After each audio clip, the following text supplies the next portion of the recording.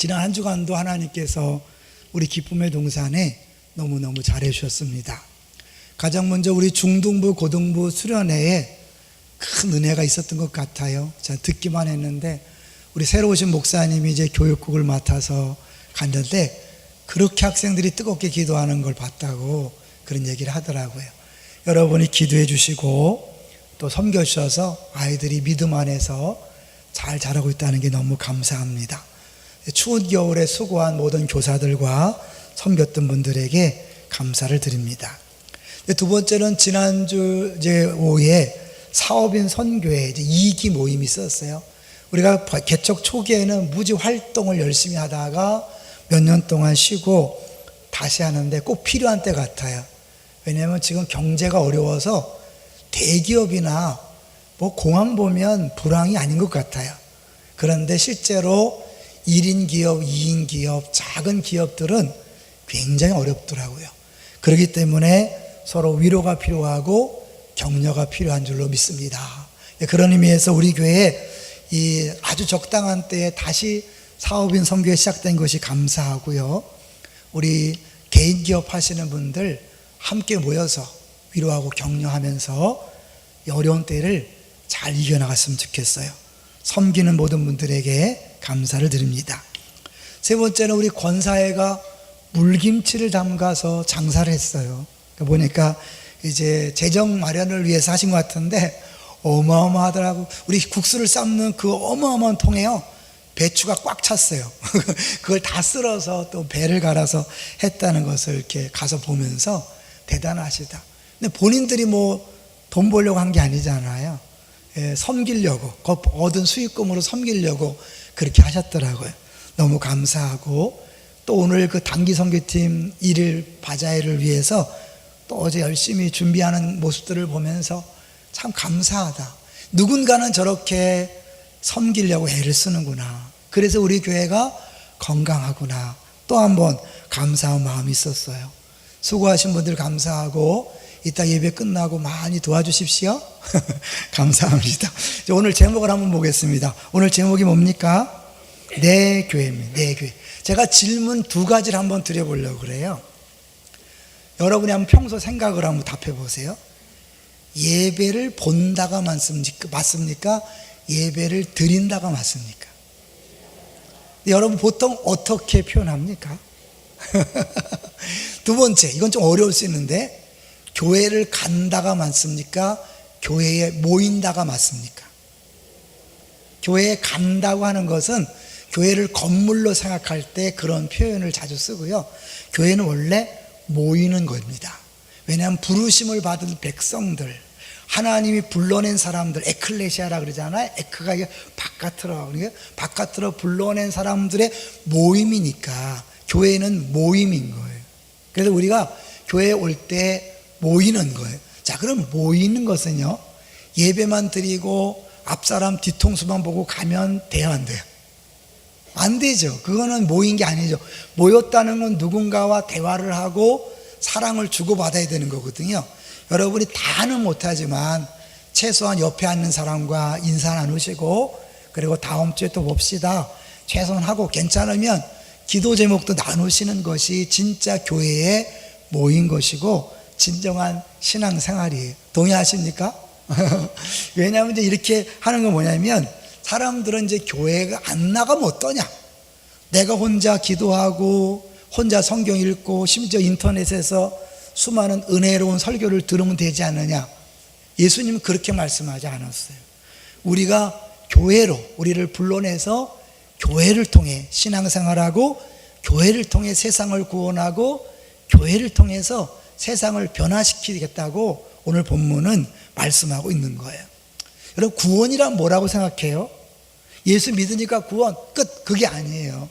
구원이란 3가지 측면이 있어요. 혹시 볼펜을 갖고 있는 분들은 한번 적어 보십시오. 구원엔 3가지 측면이 있어요. 첫 번째로는요, 십자가를 통해서 죄의 심판에서 벗어나는 거예요. 여기에 끝나는 분이 너무나 많아요. 구원파는 여기서 끝나죠. 근데 성경은 구원을 이루라 그래요. 이 과거로 끝나는 게 아니에요. 두 번째는 예수 그리스도의 부활을 통해 죄의 존재에서 벗어나는 거예요. 죄와 상관없는 사람이 되는 거라면 세 번째가 더 중요한데, 내 안에 계신 그리스도를 통해 죄의 권세에서 벗어나는 거예요. 쉽게 말하면 뭐 죄를 안 짓는 거죠. 우리가 구원받았지만 끊임없이 죄를 짓는 것은 죄의 권세 아래 아직도 있는 거예요. 근데 이 죄의 권세에서 벗어나는 길은 교회에서 성도들이 함께 모여서 구원을 이루어 갈 때 가능한 거예요. 그래서 빌립보서 2장 12절 13절 많이 아실 거예요. 너희 구원을 이루라. 두렵고 떨림으로 너희 구원을 이루라. 너희라 그래. 너희. 내가 아니에요. 복수에 너희 구원을 이루라. 그리고 하나님 마음에 소원을 두고 행하신다 그랬어요. 무슨 소원일까요? A 집사를 사랑하는 소원, 밥 사줄 소원, 문자를 보낼 소원, 위로할 소원. 왠지 갑자기 어떤 사람이 생각나고 위로해 주고 싶어요. 밥 사주고 싶어요. 누가 하신 일일까요? 마음에 소원을 두신 소원을 두고 행하시는 성령님께서 그 사람에게 사랑이 필요하니까 사랑을 전달하라고. 그리고 나는 또 다른 사람이 나에게 사랑을 하도록 그렇게 성령께서 끊임없이 일하시는 거예요. 그런 사랑을 주고받음을 통해 내가 사랑받는 존재임을 알 때 우리는 죄에 안 져요. 죄 왜 지져요? 여러분, 뭔가 불만족하니까, 만족감이 없으니까, 두려우니까 죄를 짓는 거. 거짓말 왜 해요? 똑바로 말했다가는 불이익을 당할까 봐 그런 거잖아요. 내가 하나님이 사랑하고 그 사랑 때문에 내가 필요를 다 알아서 해주신다는 걸 내가 믿으면 그 다음부터 다른 사람 걸 빼앗을 필요 없어요. 시기 질투, 경쟁할 필요 없어요. 다른 사람을 함부로 대할 필요가 없지요. 동의하시나요? 그러니까 결국은 내가 사랑받는 존재라는 것을 알아가는 것이 구원의 완성이에요. 그래서 이제 에밀 브론너라는 사람이 있어요. 에밀 브론너라고 굉장한 신학자이면서 윤리학자인데요. 이분이 이런 말을 했어요. 죽음의 문학이란 책에 이렇게 썼어요. 어떤 사람의 자기 이해는 그 사람의 윤리학이다. 무슨 말일까요? 어떤 사람이 자기를 어떻게 이해하느냐에 따라서 거기서 윤리가 나온다는 거예요. 이거는 쉽게 얘기하면 아이들을 기를 때요, 아이들에게 너 이렇게 해라 저렇게 해라 변하지 않아요. 언제 변하냐면 그 아이들에게 네가 얼마나 소중한 존재인가를 깨닫게 해야 돼요. 예전에 어떤 분이 방송인가 신문에서 그런 적이 있어요. 자기가 이제 집을 떠나 기숙사를 가는데 부모님이 딱 한마디 하더래요. 난 널 믿는다. 근데요, 난 널 믿는다는 그 말이 방황하고 싶고 죄 짓고 싶을 때마다 계속 귀에 떠올라가고 못했다는 거예요. 여러분, 그런 거예요. 근데 알고 봤더니 그 부모님도 그 위에 할아버지 할머니가 늘 난 널 믿는다 이 말을 해줬기 때문에 자기가 흔들리지 않았다는 거예요. 내가 다른 사람이 인정하는 믿을 만한 사람이라면 나도 모르게 그렇게 살아야 되겠다는 책임감이 생기는 거거든요. 그러니까 사실은 자기가 누구인가를 아는 것이 내 신앙생활에 변화를 주는 거예요. 그래서 예수님이 오늘 너희는 나를 누구라 하느냐, 이게 왜 중요하냐면 사실 내가 나를 알 때 내 생활이 달라지는 것처럼 다른 사람에 대해서 내가 어떻게 아느냐에 따라서 그 사람을 소중히 대하느냐 함부로 대하느냐 결정하는 거예요. 이건 하나님에게도 마찬가지죠. 하나님을 어떻게 아느냐, 하나님에 대한 이해가 신앙생활의 변화를 갖고 오는 거예요. 근데 우리가 하나님을 잘 몰라요. 교회를 열심히 다닐 뿐이지 하나님을 잘 몰라요. 그러니까 내 신앙생활이 안 변하는 거예요. 그런 의미에서 오늘 본문 설교는요 굉장히 중요합니다. 저는 노회장으로 이렇게 이제 1년 거의 가까이 섬길 때 제가 1년 동안 설교하면서 핵심 내용은 오늘 본문이에요. 임직식 가면 본문은 빌레몬서예요. 주 예수 그리스도에 대한 믿음과 성도에 대한 사랑의 소문이 난 사람이 되라. 그 믿음과 사랑을 얘기할 때 그 믿음, 주 예수에 대한 믿음은 뭐냐면 오늘 본문에 주는 그리스도시요 살아계신 하나님의 아들이다. 이걸 갖고 봉사해라, 직분을 감당해라 라고 그렇게 얘기합니다. 그리고 이제 교회 설립 예배나 이전 예배 갈 때마다 이 본문에서 주님의 교회다, 우리 교회가 아니라 주님의 교회다 이렇게 얘기합니다. 이게 이제 주님의 교회라는 것을 아는 게 왜 중요하냐면요, 내 교회라고 할 때 그때부터 오버하는 행동이 나오면서 문제가 생겨요. 자, 다는 아니에요. 성도들이 직분을 맡으면 믿음이 좋아지던가요? 나빠지던가요? 다는 아니에요. 한 90%는 나빠지는 것 같아요. 왜냐하면 겸손이 사라져서 더 이상 은혜를 사모하지 않아요. 그러니까 믿음이 자라질 않아. 왜 그런가 가만히 봤더니요, 직분을 맡으면 자기가 교회를 책임져야 된다는 강박관념이 있는 거예요. 여러분, 그 책임이 잘못된 게 뭐냐요? 메시아닉 신드롬이에요.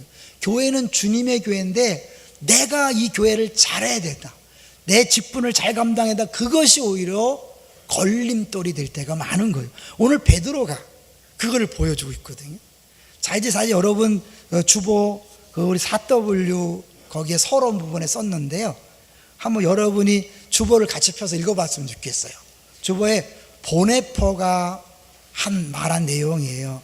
이 교회를 자기가 세우려 할 때 나타날 위험성을 주보 이 사면에 보시면 4W의 말씀 부분, 토의 부분이 있죠. 예수님은 내 교회를 세우겠다고 말씀하십니다. 그러면 같이 읽어볼게요. 그 다음부터요. 우리가 시작. 우리가 교회를 세워가는 것이 아니라 주님께서 친히 교회를 세우십니다. 그 누구도 교회를 세우지 못합니다. 오직 그리스도만이 교회를 세우십니다. 스스로 교회를 세우려는 사람은 이미 교회를 무너뜨리는 작업을 하고 있는 것입니다. 그가 원해서가 아니라 자신도 모르는 사이에 우상의 전을 세우게 될 것이기 때문입니다. 우리가 할 일은 신앙을 고백하는 것이고 교회는 그리스도께서 세우십니다. 우리가 할 일은 주님 앞에 나아가 기도하는 것이고 교회는 주님이 세우십니다. 우리는 주님의 계획을 온전히 알지 못합니다. 지면상 제가 여기까지만 있는데 그 뒤를 제가 읽어드릴게요. 우리는 주님께서 교회를 세우고 계신지 허물고 계신지를 볼 수 없습니다. 인간적인 눈으로 볼 때는 붕괴와 몰락의 시기가 주님께는 위대한 세움의 시기인지도 모릅니다. 인간적인 눈으로 볼 때는 위대한 교회의 시기가 주님께는 교회가 무너지고 허물어지는 때인지도 모릅니다. 우리는 다 모른다는 거예요. 그러나 주님의 교회는 주님이 책임지시고 주님이 세워가신다. 할렐루야. 이 주님이 내 교라고 할 때 여러분 절대로 잊지 마세요. 여러분의 교회가 아니라 주님의 교회입니다. 믿습니까? 이거를 가정에도 적용하시고 자녀 양육이나 직장과 사업장에도 적용하셔야 돼요. 내 자녀는 내 자녀입니까? 주님께서 말씀하시는 내 자녀입니까? 주님의 자녀예요. 내 직장 사업장도 내게 아니라 주님 거예요. 그러니까 주님이 책임지는 거예요. 그럼 우리는 할 일은 뭐죠? 나는 내게 주어진 일에 다른 데 신경 쓰지 않고 집중해서 100% 에너지를 사용해서 최선을 다해 섬기는 거예요. 근데 이게요, 얼마나 신앙생활에 필요한가를 제 경험을 말씀드릴게요. 가끔 말씀드렸어요. 2006년에 8월 마지막 주에 첫 예배를 드렸어요. 9월달, 10월달은 헌금을 다 동산교회로 다 가져갔고 제 사례를 비롯해서 우리 교회 직원과 모든 그 사례는 동산교회에서 다 보내줬어요. 그러니까 제가 재정에 신경을 쓸 게 없었어요. 근데 2달이 지나고 11월 첫째 주부터는 완전 독립이에요. 그때 갑자기 걱정이 몰려오는 거예요. 야, 이 교회 건물 최소한 몇백만 원이 듭니다. 한 달에 유지비가. 그리고 우리는 직원이 원래 태생적으로 많아요. 직원 월급을 줘야 되고 교육자 사례비를 줘야 되는데 이 많은 지출을 감당할 수 있을까? 예배는 400명이 넘게 드리고 500명이 다 드리지만 등록 인원은 그렇게 많지 않았거든요. 그러니까 걱정이 되더라고요. 그런데 오늘날 갑자기 하나님이 깨달음을 주는 게 뭐냐면 너 옛날에 그런 걱정했냐? 제가 동산교회 13년 동안 걱정 안 했어요. 인원에 대해서 재정에 걱정 안 했거든요. 왜냐하면 담임 목사님이 계셨으니까. 그런데 내가 왜 걱정하는 거야? 담임 목사가 돼서 이 교회를 내가 책임진다고 착각하면서부터 생각한 거예요. 그래서 깨달아서 기도했어요. 하나님, 제가 다시 부목사로 내려오겠습니다. 주님이 담임 목사 하십시오. 기도했더니 어땠을까요? 마음이 그렇게 편하더라고요. 상황 조건은 달라진 게 없어요. 근데 딱 그렇게 마음 먹고 기도하니까요, 마음에 평안이 왔어요. 이거예요. 내가 책임지려고 하면 그때부터 근심 걱정은 떠나지 않습니다. 그러나 주님이 책임지시고 나는 그 밑에서 종으로서 주님 앞에 주님을 따라가기만 하면 된다. 그러면 마음에 평안해지는 거예요. 그럴 때 쓸데없이 다투고 쓸데없이 신경전 버리지 않고 쓸데없이 에너지 소비하지 않고 기쁨으로 하는 거예요. 내가 하려고 하니까 막 다툼이 생기고 부서 간에 막 갈등이 생기고 하니 많이 그러고 왜 안 하냐고 그러는 거예요. 아니에요. 여러분 걱정하지 마세요. 주님이 다 하십니다. 전 1977년 1월부터 신앙생활을 시작했어요. 많은 교회를 거치면서 별별 일을 다 겪었어요. 정말 교회가 갈라지는 것도 봤고 부흥해서 엄청나게 하는 것도 봤고 수없이 많은 것들을 보면서 느끼는 건 뭐냐면 주님이 하신다는 거예요. 근데 우리는 작은 일에 막 이거 안 하면 큰일 나는 줄 안 큰일 나요. 걱정하지 마세요. 그거 큰일 났다면 동산교회는 벌써 폭파됐을 거예요. 동산교회 일이 얼마나 많았는데요. 주님이 다 알아서 하시더라고요. 오늘 예수님께서 우리에게 분명한 확신을 주십니다. 한번 볼까요? 자, 먼저 13절을 보겠습니다. 13절 시작. 예수께서 빌립보 가이사랴 지방에 이르러 제자들에게 물어 이르시되 사람들이 인자를 누구로 아느냐? 이거는 마음 열기 질문이에요. 왜? 주님은 거기에 관심이 없거든요. 제자들이 어떻게 생각하면 관심 있는 거니까 13, 14절을 넘어가고요 15절을 보세요. 15절 시작. 이르시되 너희는 나를 누구로 하느냐? 너희는, 너도 아니에요 사실. 베드로가 대답했지만 너희는 나를, 왜? 제자 공동체를 통해 교회를 세울 계획이 있기 때문에 너희는 나를 누구로 하느냐? 근데 베드로가 정말 어마어마한 답을 합니다. 이 답은 신구약 성경 전체를 한 줄로 요약했다고 해도 과언이 아니에요. 신구약 성경 전체를 한 줄로 요약하라. 그럼 바로 16절이에요. 읽어보겠습니다. 시작. 시몬 베드로가 대답하여 이르되 주는 그리스도시요 살아계신 하나님의 아들이시니다. 얼마나 명쾌한 대답이면 예수님이 탐복을 하는 거예요. 바요나 시모나, 바자는 아들이란 뜻이에요. 그러니까 요나의 아들 시모나, 내가 복이 있도다. 왜냐하면 이를 내게 알게 하니는 혈육이 아니요 하늘에 계신 내 아버지다. 복 있는 자는, 심령이 가난한 자는 복이 있나니 애통하는 자는 복이 있나니. 이건 뭐예요? 결국 이런 고백은 하나님의 은혜를 받은 것이요 구원받은 근거죠. 성령이 아니고서는 예수를 그리스도 할 수 없다. 그러니까 우리가 주님을 그리스도로 고백한다는 건 성령이 역사하신 것이고 은혜를 받은 것이고 그 사람은 구원받은 것입니다. 할렐루야. 어마어마한 대답을 해서 예수님이 칭찬합니다. 근데 잠시 보겠지만요, 이런 칭찬을 받았던 베드로가 우리가 읽지 않았지만 23절에 보면 예수님이 사단아 물러가라. 동일한 사람이 예수님한테 어마어마한 칭찬을 들었는데 잠시 후에 사단아 물러가라는 소리를 들었어요. 우리가 그럴 수 있어요.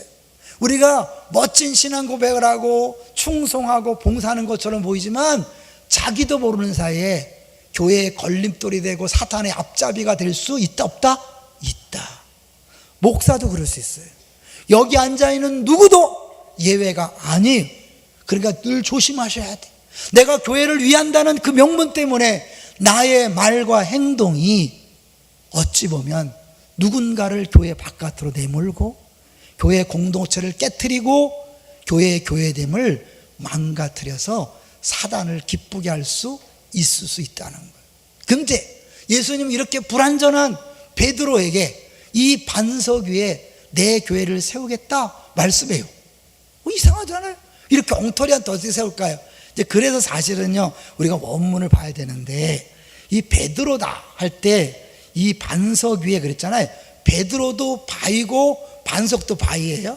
근데 베드로라는 것은, 베드로라는 원어하고 반석이라는 걸 다른 설을 썼어요. 하나는 남성 명사, 하나는 여성 명사. 왜 그랬을까요? 의도적으로 단순히 베드로를 가리키는 게 아니라 베드로의 신앙 고백 위에 세운다는 것을 보여주는 거죠. 근데 이 반석이라는 것을 예수님 말하기 위해서 의도적으로 빌립보 가이사랴에 갔습니다. 빌립보 가이사라는 어딜까요? 이 이스라엘 나라의 최북단 헐몬산 들어봤죠? 헐몬산의 이슬같이 헐몬산에 만년설이 덮이고요, 그 만년설이 녹아서 물이 콸콸콸 쏟아집니다. 그 갈리사의 빌립보에 그 어마어마한 물이 시작돼서 그 물이 요단강까지 흘러넘치는 거예요. 그 물이 많은 이 중동에 물이 별로 없는 지역인데 그 물이 펄펄 넘치니까 거기에 우상 단지들이 다 있어요. 우리나라도 어떻게 해요? 아름다운 명산에는 절이 있잖아요. 하여튼 이 당시에는 왜 이렇게 풍요롭고 화려한 곳에 사실은 우상들이 들끓어요. 그러니까 판신이라고 반은 사람 반은 염소인 어마어마한 그 신이 거기 신전이 있고요, 또 로마 황제의 어찌는 총독관이 있어요. 그러니까 거기는 종교와 정치와 경제 이런 것들이 몰려있는 실질적인 수도 역할을 하는 거죠. 그런 화려한 곳에 예수님 의도로 간 거예요. 이 갈릴리 호수변에는 그런 반석이 없어요.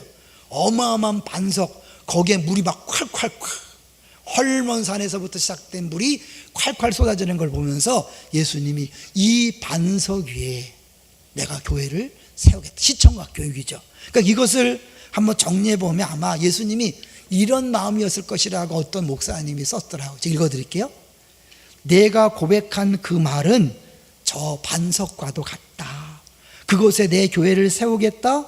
저 바위 밑에서 요단 강물이 흘러 갈릴리 바다를 채우고 이스라엘 전체를 적시며 흘러내리듯 내 신앙 고백 위에 세운 내 교회가 이스라엘뿐만 아니라 온 세계를 덮을 것이다.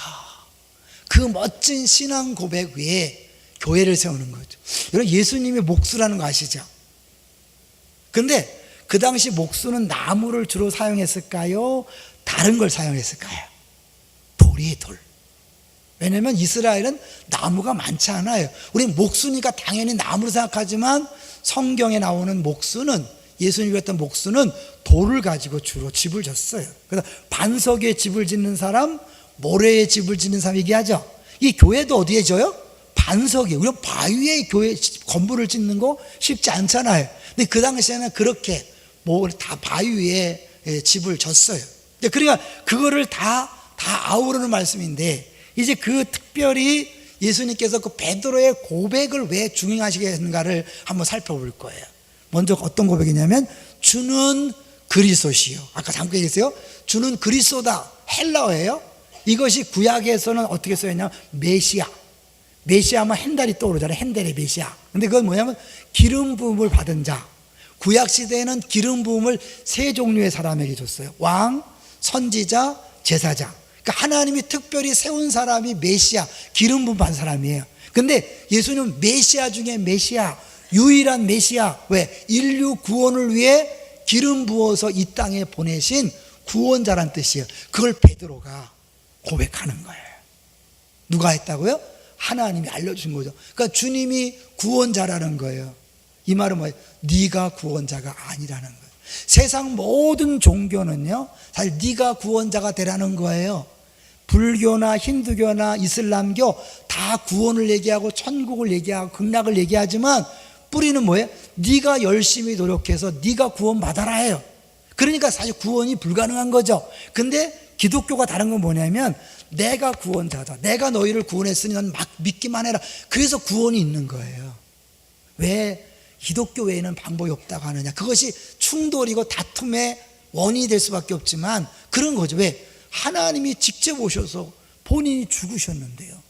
죄의 문제를 해결했는데 그래야 구원이 일어나는 거잖아요. 그 주님이 구원자라고 고백하는 사람 신앙생활이 달라지는 거예요. 근데 우리는 끊임없이 내가 구원자가 되려고 해. 그게 대표적인 바리새인들, 내 의를 높여서 내가 구원받을 만한 조건이 있다고 보여주기 원하는 거예요.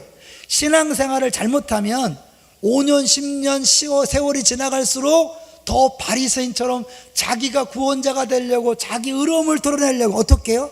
내 기도생활, 찬송생활, 예배생활, 전도생활, 봉사생활 이걸 잘해서 하나님의 인정을 받으려고 해요. 근데 그건 어떻게 보면 하나님 인정이 아니라 사람들의 인정과 칭찬과 명예에 굶주려 있는 거죠. 목마름이죠. 그 목마름은 아무리 칭찬받고 인정받고 박수를 받아도 해결되지 않아요. 그 목마름 뭐로만 해결돼요? 내게 와서 마시라. 예수님의 생수, 그 성령을 받아야만 목마름이 해결될 줄로 믿습니다. 그 생수에 더불어서 나온 게 뭐예요? 내가 너를 사랑한다, 내가 너를 기뻐한다. 이게 확실히 딱 잡히면요, 그러면 이제 사람하고 갈등을 일으킬 게 없어요. 부부끼리 싸울 필요가 없는 거예요. 왜? 남편에게 아내에게 나 좀 사랑해달라 할 필요가 없어요. 왜? 주님이 나를 만족했으니까. 불쌍한 남편을 여러분 섬기는 거예요. 불쌍한 아내를 섬기는 거예요. 노여울 게 없어요. 아쉬울 게 없어요. 섬겨주는 거예요. 부모와 자녀가 해준 게 뭐 있냐 따지는 게 아니라 불쌍한 부모 섬기고, 불쌍한 자녀들 섬기고, 불쌍한 이웃들 섬기는. 왜? 그들은 나처럼. 이런 구원의 기쁨이 없잖아요. 동의하시나요? 근데 이것이 온전하지 않으니까 우리는 자꾸 엉뚱한 것으로 하는데, 근본은 뭐예요? 내가 구원자가 되려고 하는 거예요. 여러분 봉사할 때도 끊임없이 기억하세요. 주는 그리스도시요 기쁨의 동산교회 주인은 예수 그리스도입니다. 머리이신 예수님이 책임지시고 진행해 나가십니다. 할렐루야. 13년 동안 14년 살면서 수많은 사람들이 오고 갔어요. 수많은 일들이 있었어요. 그러나 교회는 여전히 든든히 서 있습니다. 뭐 때문일까요? 예수님이 주인이니까. 담임 목사가 미친 척하지 않도록 기도해 주셔서 감사합니다. 제가 주인 행세했다면 교회가 문제가 생겼겠죠. 제가 주인이 아닙니다. 어느 누구도 주인이 아닙니다. 예수 그리스도가 주인입니다. 주는 그리스도시요, 그 다음에 살아계신 하나님의 아들이다. 살아계시다는 건 죽은 신들, 모든 우상들은 눈으로 보고 뒤로 듣는, 우리가 보는 그 눈으로 만질 수 있는 죽어있는 신이에요. 우상이니까. 살아있지 않아. 살아계시다는 표현은 뭐냐면 모든 종교의 신들과 차별된, 구별된 유일한 신입니다. 그런 고백이에요. 하나님의 아들이라는 표현은 다윗의 아들과 비교돼요. 유대인들은 다윗의 자손으로 오신 메시아를 기대했어요. 이스라엘을 회복시키고 그 해방할 민족적 해방자를 원했어요. 하나님은 예수님을 이스라엘만을 위해 보낸 게 아니라 뭐예요? 살아계신 하나님의 아들, 다윗의 아들이 아니라 하나님의 아들. 하나님은 전 인류의 구원을 위해 이 땅에 오신 거예요. 할렐루야. 그래서 이제 우리가 주님이 내 교회라 했을 때 첫 번째 오해는 우리 나의 교회가 아니라 주님 교회라고 얘기하고, 두 번째 뭐냐면 주님의 교회인데 맨날 우리 교회, 내 교회만 생각하면 안 돼요. 안산의 모든 교회가 눈에 보이지 않는 하나의 교회입니다. 믿습니까? 우리 나라 전체의 교회, 전세의 교회가 인비저블 처치라 그래서 안 보이는 한 교회예요. 한 몸인 거예요. 그래서 교회들이 연합을 해야 돼요. 도시가 연합을 해야 돼. 아시겠죠? 그러니까 우리 교회만 잘 된다 하는 게 아니에요. 교회 내에서 우리 부서만 잘 된다, 그거 잘못된 개념이에요. 함께 한 몸이잖아요. 먼저 우리 안에서 온전히 한 몸을 기억하시고, 안산이 한 몸임을 기억하시고, 한 나라가 한 몸인 교회라는 사실을 기억하는 것이 오늘 신앙 고백의 핵심인 겁니다. 그렇기 때문에 예수님께서 잘했다고 칭찬하고 그 반석 위에 내 교회를 세우겠다. 그리고 이제 거기에 놀라운 축복, 특권을 주십니다. 그게 뭘까요? 음부의 권세가 이기지 못하리라. 음부의 권세란 말은 의무적으로 뭐냐? 음부의 문들, 지옥의 문들이에요. 지옥의 문들이 이기지 못한다. 말이 좀 이상하죠? 그 말은 뭐예요? 지옥의 문들이 버티지 못한다는 거예요. 교회가 공격하면, 교회가 쳐들어가면 이 지옥의 문들이 닫고 막을 수 없다는 거예요. 성문을 열 수밖에 없다는 거예요. 사실 모든 믿지 않은 영혼들은 지옥을 향해 달려가고 있습니다. 다 사망에 매여 있죠. 그 뒤에 사단이 꽉 잡고 있는 거예요. 여러분, 사람을 미워하지 마세요. 우리가 물김치 갖다 주고 호박죽 갖다 주고 선물 갖다 주는데 이 인간이 배신을 때려, 여러분 그들을 불쌍히 여기셔야 돼요. 왜요? 그들이 안 나오고 싶어도 안 나오는 게 아니에요. 마귀가 붙잡고 있다고요. 그러니까 우리는 그 뒤에 붙잡고 있는 마귀를 공격해야 되는데, 우리는 어떻게 해요? 괜히 사람을 위해서 다시는 전도 안 하겠다, 그러면 안 되는 거죠. 그 뒤에 어떤 사람은 교회 앞에 와서 못 들어와, 못 들어와, 어려워요. 막 다리가 막 꽉 묶는 것 같대. 간신히 들어와. 왜? 누가 묶고 있는 거예요? 사단이 묶고 있는 거예요. 남편 그렇게 온다 하면서 못 와요. 왜요? 사단이 묶고 있어요. 음부의 권세가 안 나. 왜? 자기가 어떻게 놓쳐요? 근데 교회가 가면 꼼짝 말아라는 거예요. 우리 교회가 함께 가는 거예요. 그래서 이게 결국 이 영혼 구원에 관한 거죠. 남편을 전도하기 위해서 여러분 혼자 애쓰지 마세요. 여러분에겐 힘이 없어요. 음부의 권세를 이기는 건 뭐라고요? 교회예요. 교회에 도움을 요청하세요. 패밀리의 도움을 요청해서 패밀리가 함께 갈 때 남편도 돌아오고 아내도 돌아오고 부모 자녀도 돌아오고 돌아올 것 같지 않았던 영혼들이 돌아올 줄로 믿습니다. 이 비밀을 아셔야 돼요. 혼자서 애쓰지 마세요. 혼자서 되는 게 아니에요. 예수님은 교회에 권세를 줬어요. 음부의 권세가 이기지 못하리라. 결국 그 뒤에 뭐예요? 열쇠도 뭐예요? 결국 천국에 들어가는 구원에 관한 거잖아요. 여러분이 복음을 딱 전할 때 예수 영접을 시키고 당신이 예수를 영접했으니 이제 구원받았습니다. 어떤 분들은 비판도 해요. 뭐 그렇게 간단하냐? 아니에요. 간단해요.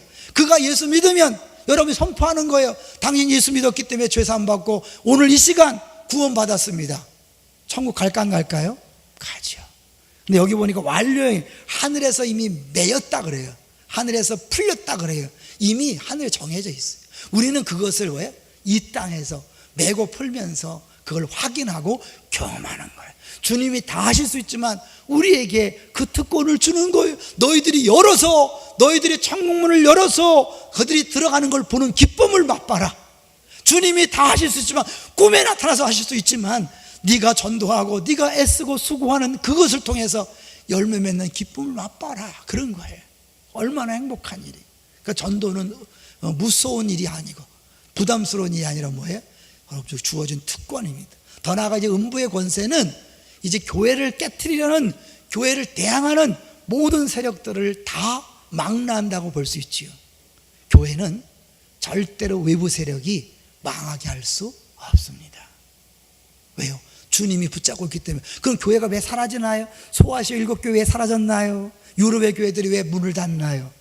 네, 이 신앙 고백 위에 교회가 세워지기 때문에 이 고백이 사라지면 교회도 없어지는 거예요. 자유주의 신학에 들어와서 성경을 부인하고 예수 외에도 구원의 방법이 있다, 이렇게 종교 대원지로 가면 100% 그 교회는 무너질 수밖에 없습니다. 개인 안에 찾아오신 성령님은 떠납니까? 안 떠납니까? 절대 안 떠납니다. 걱정하지 마세요. 그러나 교회 안에 오신 성령님은 얼마든지 떠날 수 있다. 촛대를 옮기는 거예요. 초대교회 7개를 다 하나님께서 문 닫게 하셨잖아요.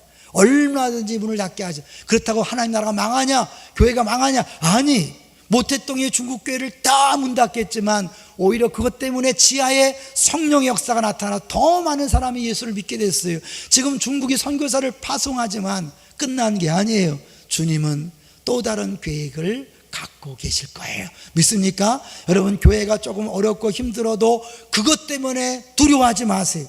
절대로 외부 세력의 교회를 어쩔 수 없어요. 다만 우리 안에 교회됨을 잃어버리면 교회는 무너집니다. 우리끼리 싸우면, 우리끼리 분열되면, 우리끼리 하나가 안 되면 그 교회됨을 잊어버리는 거예요. 한 몸이 아니잖아요. 그러니까 그것은 결국 망하는 길이에요. 저는요, 제가 그 동산교회에서 많은 경험을 했는데 특별히 놀라운 경험은요, 이제 세일교회를 전환하면서 앞에 한 3 목사가 앞장서서 했어요. 그런데 많은 부교육자들은 굉장히 부정적인 반응을 보였어요. 제일 어려운 게 부교육자였어요. 그런데 막 우리 앞에 있는 3 사람은 빨리 배운 대로 하고 싶었어요. 빨리 이론대로 막 하고 싶었어요. 지나고 나서 보니까 큰일 날 뻔했어요. 그 배운 대로 했다가는 이론은 되지만 교회의 공동체성이 깨어지는 거예요. 반대하는 사람들을 무릅쓰고 밀어붙이잖아요.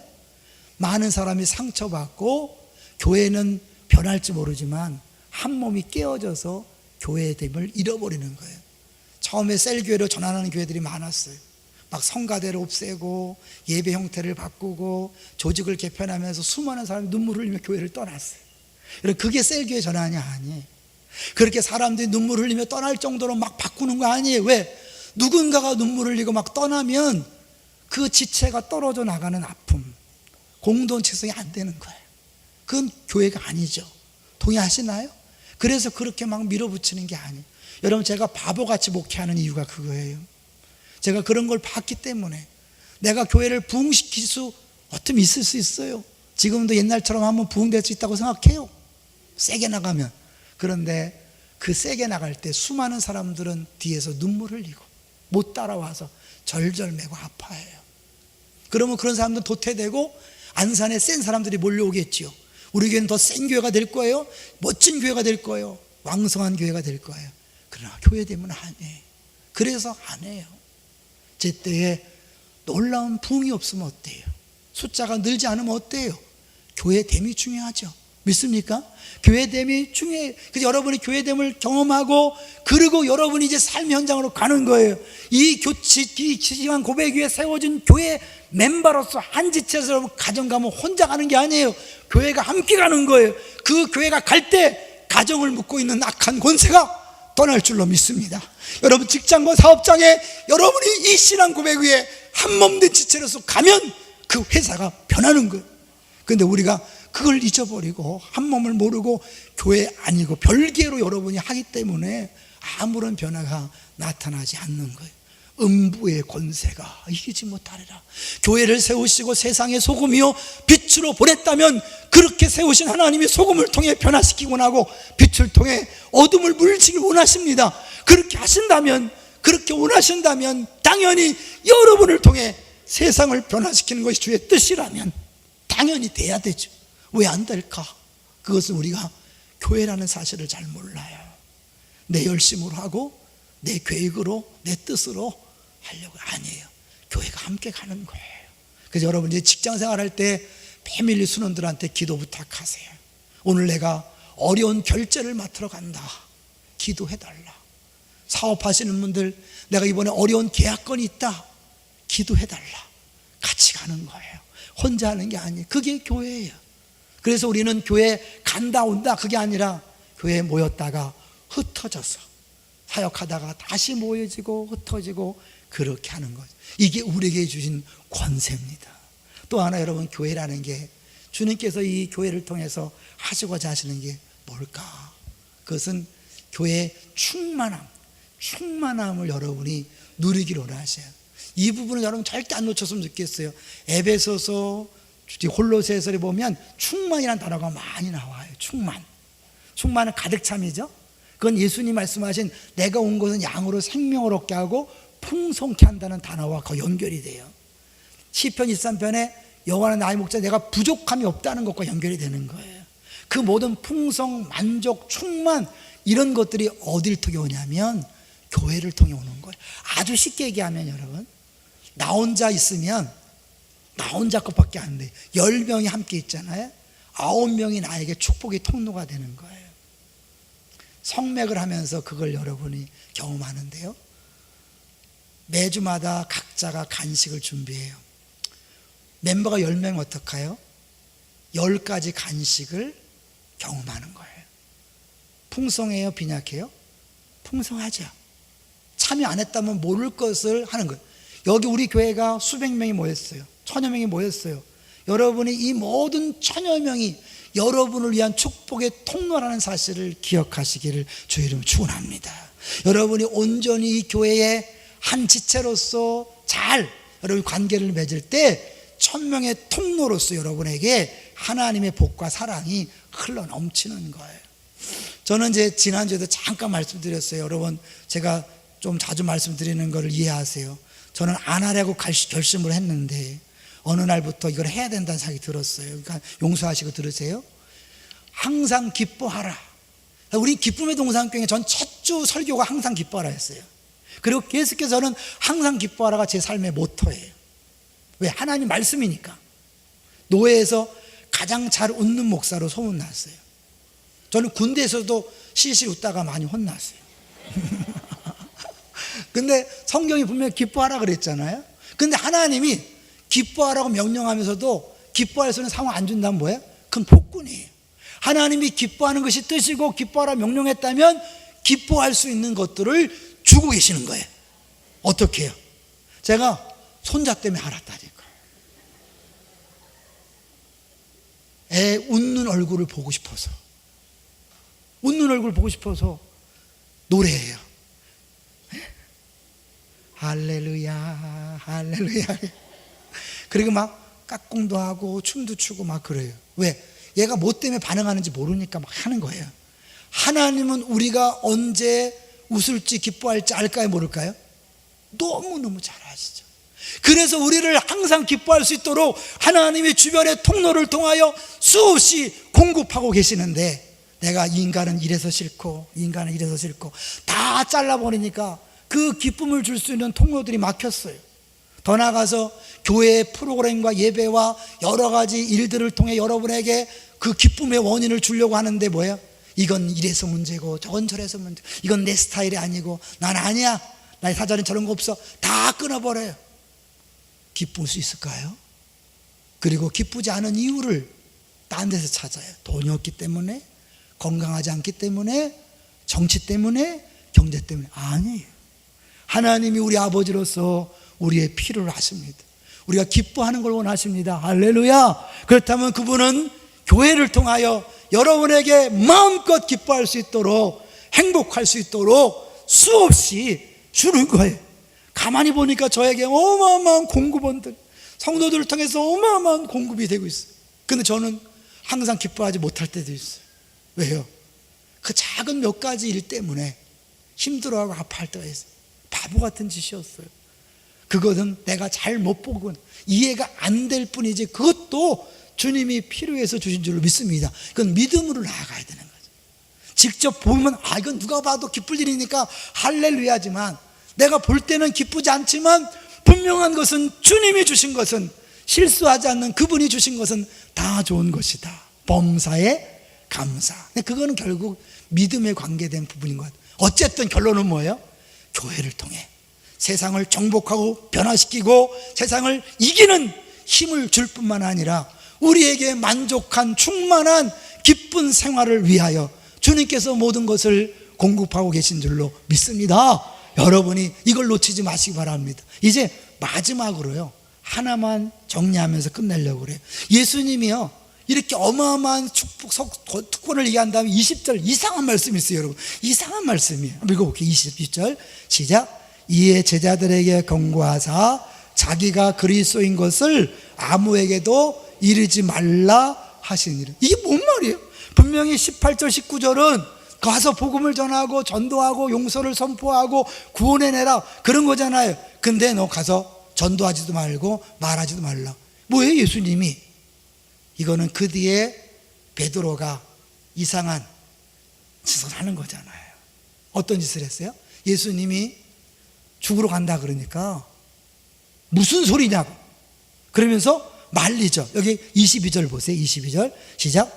베드로가 예수를 붙들고 항변하여 이르되 주여 그리 마옵소서, 이 일이 결코 죽게 미치지 아니하리다. 여기 붙들고는요, 어떤 분이 설명하더라고요. 자살하려고 한강 다리에 올라선 사람 어떻게 해요, 여러분? 박수 치나요? 아니죠. 빨리 가서 붙잡고 못 되면 붙잡는 거잖아요. 그러니까 예수님이 죽으러 간다니까 빨리 가서 붙잡는 거예요. 무슨 소리냐? 그리고 그 다음에 항변이라는 것 자주 말씀드렸어요. 심하게 표현하면 멱살을 잡고 무슨 짓이냐? 이게 뭐 하는 짓이야? 야단치는 거예요. 이거는 예수님이 귀신을 쫓아낼 때 쓰는 표현이었어요. 그러니까 이 제자가 예수님에 대해서 막 소리를 치고 난리를 치는 거예요. 우리도 그런 경우 있잖아요. 막 자녀들이 부모한테 막 난리를 칠 때. 그러니까 예수님은 제자들을 무섭게 대하지 않은 것 같아요. 어디 감히 이런 짓을 합니까? 그러니까 그 공동체가 우리가 볼 때는 개판 같아, 그죠? 개판. 근데 주님은 그들을 용납하고 용서하면서 사랑의 공동체가 뭔지를 직접 경험케 한 거예요. 나중에 이렇게, 야, 예수님 우리가 그렇게 함부로 행동하고 말했는데도 다 놔두셨네. 이게 교회구나. 보여주는 거예요. 여러분, 교회는 시시비를 가리고 옳고 그름을 가리는 그런 데가 아니에요. 판단하는 데가 아니에요. 분별은 해야죠. 이단은 분별하지만 판단하고 정죄하는 것이 아니에요. 분별하고 용서하고 이해하고 용납하고 배려하는 것, 기다려주는 것. 자, 이렇게 와요. 예수님한테 그런 거예요. 예수님, 사단아 물러가라. 금방 하나님이 너한테 어마어마한 은혜를 줬다 칭찬을 받은 똑같은 베드로가 이런 짓을 해요. 그러니까 우리도 그럴 수 있는 거예요, 여러분. 우리도 지금 신앙 고백을 멋있겠지만 어느 순간에 이상한 세속적인 그 복의 마음을 빼앗길 수 있는 거죠. 한국교회가 왜 지금 약해지고 있습니까? 한창 기복주의 신앙이 굉장해서 예수 믿으면 좋은 대학 가고 예수 믿으면 부자 되고, 그래서 많이 기도했어요. 열심히 노력했어요. 부자 되니까 이제 교회 갈 필요 없는 거죠. 교회보다 더 좋은 해외 여행이 있고 교회보다 더 좋은 레저가 많잖아요. 안 가는 거예요. 잘못된 신앙 고백이었던 것을 보여주는 거예요. 이제 우리의 다음 세대가 우리를 보고 있습니다. 여러분, 그들에게 사실 어떠한 교육, 어떠한 양육, 훈련 중요하지만 제일 좋은 게 뭘까요? 올바른 신앙 고백을 하게 하는 거예요. 그렇지 않으면 예수님이 막았어요. 만약 제자들이 예수님 메시아입니다. 근데 뭐예요? 십자가에 죽는 메시아가 아니라 로마를 정복하고 세상을 뒤집어 엎을 것입니다. 세상에 부활한 기복주의, 번영신학 이런 것으로 외치면 안 되니까 잠잠해. 다 아는 다음에 십자가를 경험한 다음에 진짜 복음을 선포할 수 있는 겁니다. 우리도 그럴 수 있어요. 지금 예수를 잘 믿는 것처럼 보이지만 그 뿌리에는 내가 예수 믿어서 부자가 되고 예수 믿어서 우리 자녀가 잘 되고 예수 믿어서 뭔가 떵떵거릴 것 같은 그 안에 자기도 모르게 있는 거죠. 그런 사람들은 나중에 무너지는 거예요. 그래서 우리가 제대로 된 신앙 고백이 필요합니다. 서로 위해서 기도해 주십시오. 왜요? 이건 하나님이 아니고서 안 되잖아요. 성령께서 역사하셔서 예배 설교 듣다가 진짜 믿음이 생겨서 주는 그리스도시요 살아계신 하나님 아들이라고 고백하는 역사가 우리 교회에 나타나게 되기를 원합니다. 수양회를 통하여, 겨울 성경을 통하여 아이들이 어리지만 성령 역사에서 주는 그리스도시요 살아계신 하나님의 아들입니다. 그런 고백을 하는 놀라운 역사들이 나타났으면 좋겠어요. 예배 때마다 기도해 주세요. 기도회 때마다 기도해 주세요. 양육과 모든 프로그램을 통해 성령 역사 나도록 그렇게 기도해 주세요. 사실 이제 한 야경 마칩니다. 우린 일주일에 3,000번 이상 정보를 듣는데 3,000번 이상. 근데 그 대부분의 정보는 뭘까요? 세상 가치관에 대한 정보잖아요. 하나님 없다, 나의 주인은 나다, 돈이 전부다. 세상은 그렇게 가잖아요. 이 가이사라 빌립보가 그걸 보여주는 거예요. 그런 분위기 속에서, 그런 환경 속에서 너희는 나를 누구로 아느냐? TV만 켜면, 세상에만 나가면 돈이 전부고 인기, 명예, 칭찬, 높이 올라감, 이런 것들만 전부라고 느끼게 하는 수많은 사람들 곁에서, 그 속에서 너는 나를 누구로 아느냐? 이 질문을 주님은 계속해 던지는 거예요. 그때 당당하게 주는 그리스도시요 살아계신 하나님의 아들입니다 선포하고 그렇게 십자가를 지고 걸어갈 때 그곳에 교회의 권세가 나타나 여러분의 가정과 직장과 사업장에 하나님의 일하심이 나타날 줄로 믿습니다. 우리 그런 멋진 신앙생활, 멋진 교회가 되도록 기도해 주시고 그런 다음 세대가 세워지도록 기도해 주시기 바랍니다.